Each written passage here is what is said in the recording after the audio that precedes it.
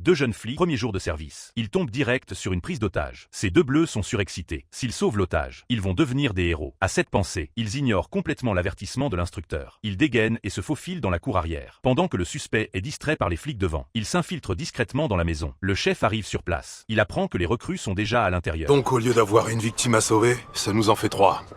Seth reçoit un message. L'instructeur ordonne de se replier immédiatement. Miles refuse de reculer. Il presse Seth de tenir bon. Observez d'abord, décidez ensuite. Miles a une mauvaise idée. Il dit qu'il gère une crise. Pas le temps de lire les messages. Alors ils désobéissent aux ordres et s'enfoncent plus loin dans la maison. J'essaye de réfléchir.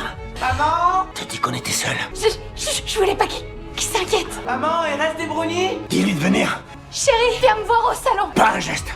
Compris? Juste au moment où le preneur d'otage allait chercher le faux-fils dans la chambre, Miles s'approche rapidement par derrière. Il colle son arme sur la nuque du ravisseur. Oh, j'en reviens pas que ça ait marché. À l'œil partenaire. Je l'ai à l'œil, partenaire. Suspect interpellé.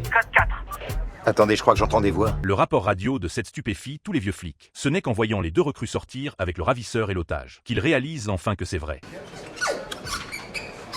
En théorie, personne n'a perdu le pari. On est ex aequo. On est perdant, quelle que soit la façon dont on retourne le problème.